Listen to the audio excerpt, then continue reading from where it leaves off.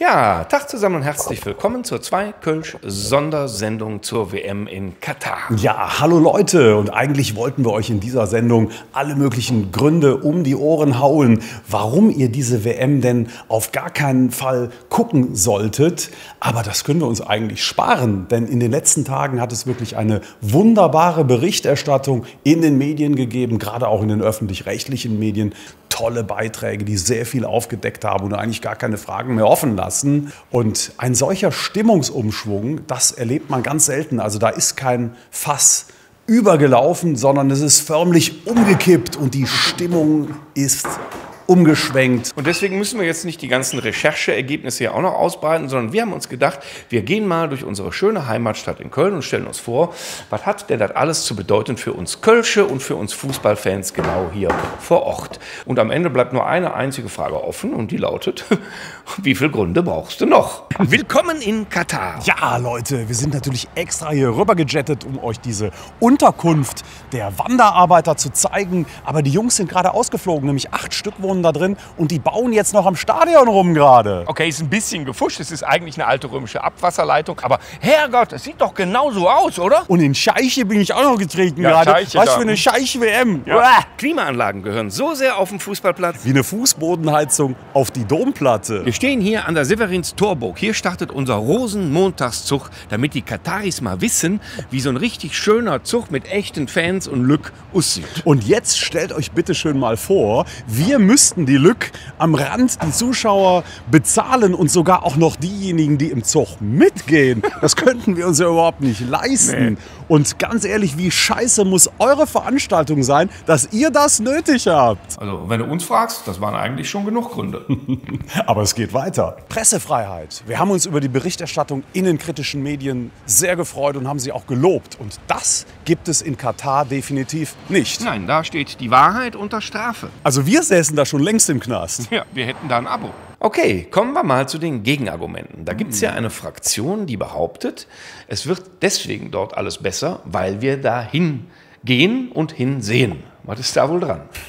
Ich glaube gar nichts, denn wer sollte denn in Katar ein Interesse haben, etwas zu verändern? Du hast die 300.000 Einheimischen, die leben wie die Maden im Speck, denen geht es richtig gut. Die haben ihre Bediensteten, die Sklaven, die es eigentlich sind, und lassen sich von denen den Arsch hinterher tragen.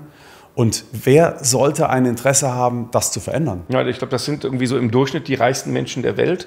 Und wenn die daran was ändern wollten, dann würde mich das auch sehr wundern. Also umgekehrt wird ein Schuh draus, denn wenn wir genau hinschauen, sind wir das doch, die sich im Moment verändern. Ne? Also die übernehmen den Fußball, und ich fürchte nicht nur den Fußball, und sind in allen möglichen Funktionen schon vertreten und haben riesen Einfluss. Eine WM unterm Weihnachtsstern? Scheich-WM. Was hat das Museum Ludwig mit Katar gemeinsam? Beides keine Fußballstandorte. Das waren aber auch schon. Die beiden da, die wären in Katar ständig im Knast. Ja, da darfst du ja noch nicht mal im Stadion rumschenken, geschweige denn irgendjemanden beleidigen. Also wir zwei, wir hätten längst lebenslänglich gekriegt in dem Laden. Das sind hier typische katarische Wüstenpflanzen, die wachsen nur im Sand. Ja, frohe Weihnachten, ne? Die durchsetzen unsere Gesellschaft mittlerweile an einigen Stellen tatsächlich. Im Fußball ist es besonders stark, wenn man die Beteiligungen sieht, wenn man auch das Sponsoring bei Bayern München sieht und wenn man vor allen Dingen auch die Art und Weise sieht, wie selbst ein Karl-Heinz Rummenigge, ein Uli Hoeneß mittlerweile beeinflusst sind und welche Meinungen die mittlerweile nach außen kommunizieren. Also da wird einem ja wirklich Angst und Bange. Ja, in Köln sagt man, ne, wer die Musik bestellt, bestimmt, was sie spielt. Und genau so ist das auch. Ne? Ja. Also die sind in Paris Saint-Germain drin, die sind übrigens auch diejenigen, die über das Financial Fairplay bestimmen. Das heißt, logischerweise singen wir alle im Fußball längst schon das Lied der Kataris. Und deswegen muss man wirklich sagen, die sind diejenigen, die die Gesellschaft verändern und nicht wir. Das ist vollkommen abstrus, das zu glauben. Ne? Absolut. Und im Sport ist es ja auch nicht erst seit dieser Weltmeisterschaft, wenn man sich mal überlegt, wie lange Katar zum Beispiel im Tennis schon aktiv ist und dass sie es jetzt wirklich in die Königsdisziplin Fußball und da auch noch bis in die Weltmeisterschaft geschafft haben. Das ist wirklich nur mit Unmengen an Geld zu erklären. Und da reichten mit Sicherheit die beiden Rolex-Uhren für den Uhrenkalle nicht aus. Nein, ich glaube, das ist, muss man selbstkritisch sagen, die Erfahrung, die auch gemacht haben, dass in der westlichen Welt an allem ein Preisschild hängt. Ja. Ne? Die wussten, die kriegen das alles gekauft und wenn sie sich überall reinkaufen, dann sind sie plötzlich wichtig.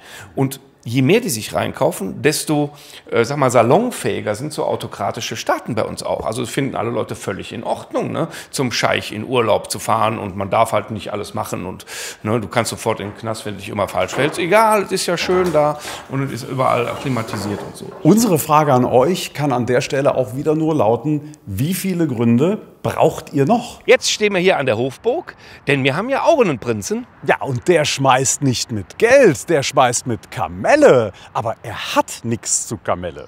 Im Gegensatz zu dem Emir von Katar. Denn wenn der dir sagt, du läufst ab morgen rückwärts, dann läufst du morgen rückwärts. Ja, und wenn ihr glaubt, das ist eine Schwachsinnsidee, dann hört euch mal an, was der sonst so für Ideen hat, wie man zu leben hat. Ne? Ja, was denn zum Beispiel? Zum Beispiel würde es diese bunte Szene hier gar nicht geben, wenn es nach dem Willen des Emirs ginge. Und diese Szene ist in der Scharfenstraße in Köln. Und wenn die Scharfenstraße in Katar wäre, dann müsste hier mindestens eine Hundertschaft an Polizei stehen und jeden, der aus diesen Läden rauskommt, sofort festnehmen. Wegen Damage in Mind. Damage in Mind, ja. Wenn ihr mich fragt, was Damage in Mind ist, dann ist es diese verquere, verkorkste, menschenverachtende Weltsicht. Das ist Damage in Mind. Was für kranke Vögel und deswegen Boykott Katar. Jetzt erst recht. Ja. So, kommen wir doch mal zum nächsten Gegenargument, das man sehr oft zu hören kriegt. Und das lautet,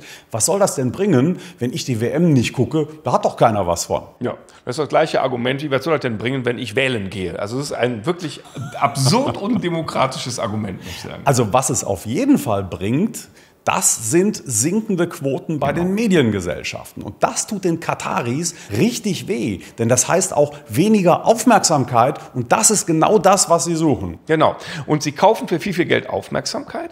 Und letztlich geht es natürlich auch darum, dass die nächsten Entscheidungen für eine WM anstehen. Ne? Die wollen auch Aufmerksamkeit haben.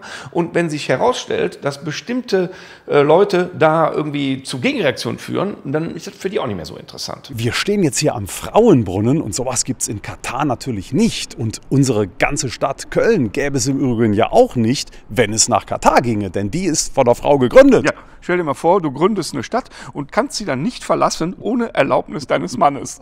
Bekloppt. Wir haben die Heinzelmännchen, aber wenn du keine hast, heißt das noch lange nicht, dass du dir Sklaven halten darfst. Ja, und die dann auch noch zu Tausenden sterben lässt, das geht ja wohl gar nicht. Und jetzt stellt euch vor, das hier wäre nicht das Gaffel am Dom, sondern das Gaffel in Doha. Na, dann müsste natürlich wieder eine Hundertschaft hier vor der Kneipe stehen und jeden Moslem, der rauskommt und sich einfach nur einen Kölsch trinken wollte, festnehmen, auspeitschen und in den Knast stecken. Braucht ihr noch mehr Gründe? Nee. Jetzt muss es doch endgültig klar sein, oder? So, da gibt es ja noch ein Gegenargument und das lautet, ja Momentens, wir kaufen da doch auch unser Gas. Was soll denn an denen so schlimm sein? Also da fällt mir spontan ein, was interessiert mich bei meinen Entscheidungen, wo der Herr Habeck sein Gas kauft. Das hat auch mit Fußball überhaupt gar nichts zu tun. Und da geht es um eine politische Entscheidung. Ja. Und hier geht es um Fans und deren Haltung zu Themen, die ihnen nicht gefallen. Entwicklungen, denen sie entgegenwirken wollen. Und sind für mich völlig zwei Paar Schuhe. Absolut, ja. Abgesehen davon geht es bei dem einen wirklich um ein gesamtgesellschaftliches Thema. Wir haben das vorher verpennt, wir sind abhängig von dem Gas von Russland gewesen. Jetzt gucken wir, wo wir es sonst herkriegen, damit wir keine kalten Füße kriegen und keiner bei uns erfriert. So. Da muss irgendwann mal irgendwie zu einer Notlösung gegriffen werden. Aber doch nicht beim Fußball. Ja, wo redet darum? Das ist doch Spaß. Ne? Also keine Gesellschaft geht unter, weil sie mal keinen Fußball guckt. Ne? Für uns kein Argument. Absolut nicht. Ne? Aber braucht er noch eins. In Katar kommt man für außerehelichen Geschlechtsverkehr in den Knast. Ja, ich frage mich nur, wie willst du da überhaupt heiraten, wenn du auf der Suche nach der richtigen Frau ständig im Knast sitzt? Scheiß Regeln, ne? Da kann man schon ein bisschen komisch werden. Die haben übrigens keine Frauenmannschaft. Also zumindest keine, die spielt. Obwohl das vorgeschrieben ist, wenn du eine solche Veranstaltung ausrichten willst. Wofür steht dieses FIFA eigentlich? Ja, ich habe mal gelesen, FIFA ist für den Arsch. Richtig! Nur der Vollständigkeit halber, die WM ist gekauft. Eine unfassbar beschissene Ökobilanz. The biggest show on earth? The biggest fake show on earth. Wie viele Gründe braucht ihr noch? Boykott Katar. Infantino. Der heißt Infantilo. Scheich-WM. Scheich-WM. Wie viele Gründe brauchst du noch? Brauchst du noch? Brauchst du noch? So viele Gründe. Und ihr wollt immer noch WM gucken? Nicht eine Sekunde. Nicht eine Sekunde. Boykott Katar. Wie viele Gründe braucht ihr noch? Ich empfehle dringlich, lasst die Glotze aus. Räumt den Keller auf, geht zu eurem Heimatverein, macht etwas Sinnstiftendes. Alles Gute. Leute, lasst den Fernseher aus, macht bitte irgendwas anderes. Ja, zum Beispiel eine Steuererklärung, Geht spazieren, vergiftete Tauben. spielt mal wieder mit den Kindern.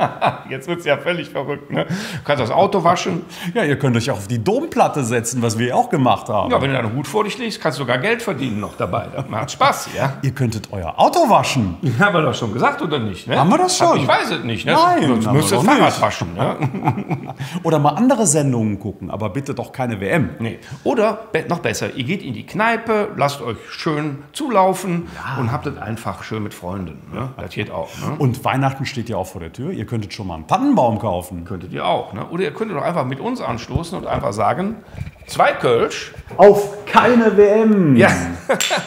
Grüßerchen, Leute. Wir sehen uns doppelt beim Autowaschen. Bis bald.